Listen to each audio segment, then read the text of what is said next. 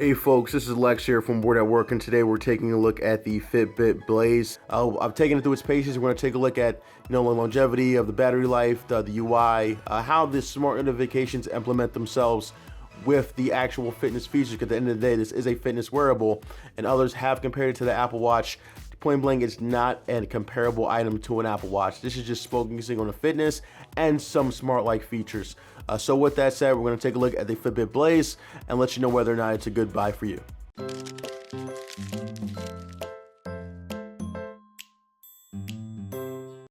Now, taking a look at the hardware, we're going to start off with the band itself. Now, this is a new design. It was rather controversial when it was first launched at CES or announced there, because everyone thought that this doesn't make a lot of sense. It looks flimsy.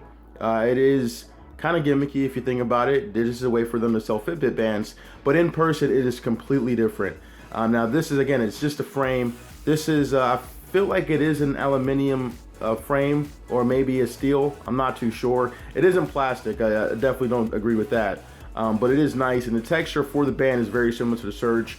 This is very nice. The mechanism to change these wristbands, if you want to purchase more, is located at the bottom.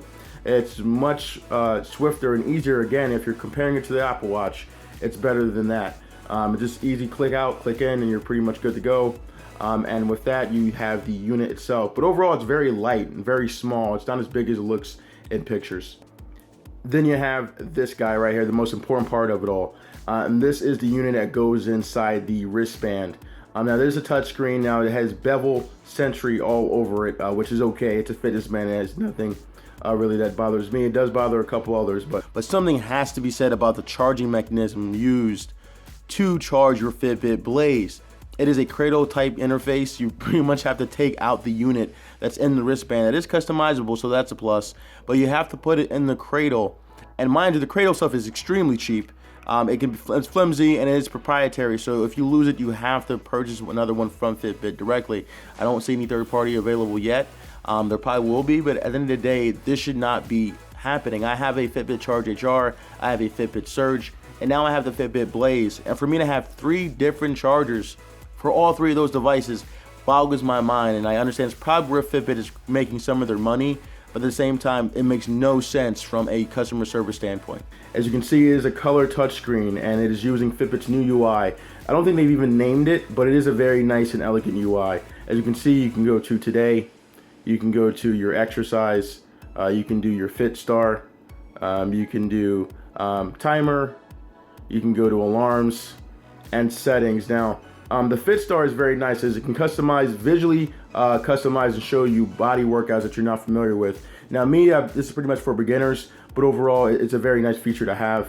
Now if you go on the side here, usually the wristbands are able to make it click easier. But you have the battery life every now and again, but it does keep it out of use, so you're not worried about battery life, nor should you, as it is 5 to 6 days in general. If you swipe down from here, you get, well, that's actually the today screen, so it shows your steps, your heart rates, your miles, your calories, your floors.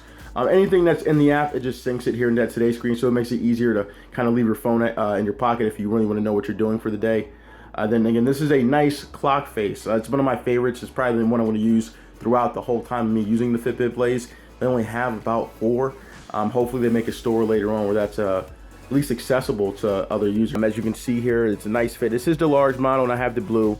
And as you can see there, that's where the buttons are located for the placeholders. And it's very nice. Now, and just a feature that I forgot to add in the software, music controls have always been an issue with Fitbit. If you're using an Apple iPhone, it only works with the stock Apple Music app, which is now currently Apple Music.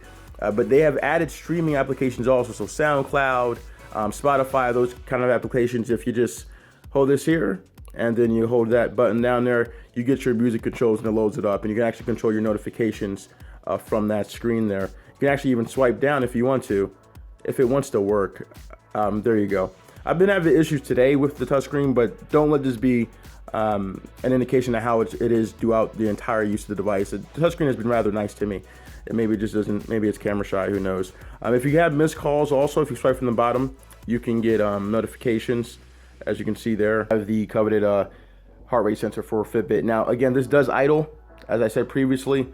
and it does active. The active isn't as good. It's just the way it is, especially with these devices. If you do CrossFit, if you do weight training, it isn't going to be consistent, but it does get you to a close range of fat burning zone. So at least you know you're burning calories, but it does throughout the day track that. So it does help you in terms of if you're trying to calculate that information over a longer period of time, then this is the way to go for your heart rate sensing. But the wristbands and the chest bands, those are always going to be better than these kind of heart rate sensors on wrist smartwatches.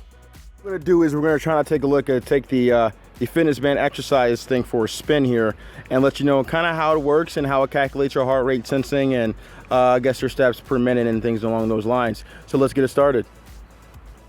And let's go, guys. So running, got the Fitbit Blaze going, guys. See how it goes. There you go. And as you can see, it's still blank and all that. Get the jogging going. See how it goes. Actually ran into a bit of a tree, so we're gonna go back this way and record the video. As you can see, outdoor visibility is okay, not too bad, but it isn't the best. Let's see here. Get some running going. Now, I usually jog that whole thing out there, but didn't have time to today. There you go.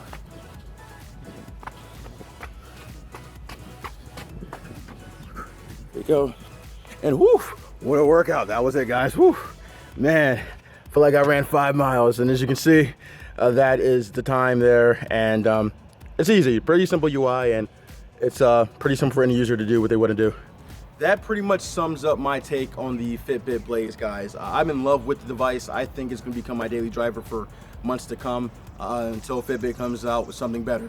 If you're a novice/beginner with the whole data analytics and taking information and using it with your iPhone or Android application to improve your workouts, I probably wouldn't go with the Blaze. It is still $200, and for that amount, you're probably better off going with a different kind of fitness band, maybe the HR, which I love still, and as well as the Flex, which is even cheaper. So, but if you're one of those guys that need to have this information available to you, then I would go with the Fitbit Blaze. It's much better than the Surge in terms of aesthetically pleasing UI, touchscreen usability. Battery life is similar, but overall, the look and feel and the smart notifications make it that much better than the Surge. It just doesn't have GPS, which is why the Surge costs more. Other than that, though, I'm in love with the device, guys. So let us know what you think about the device in the comment section below. If you want us to review any other fitness bands or wearables, we'll also take a look at that also. So thank you for enjoying your entertainment, and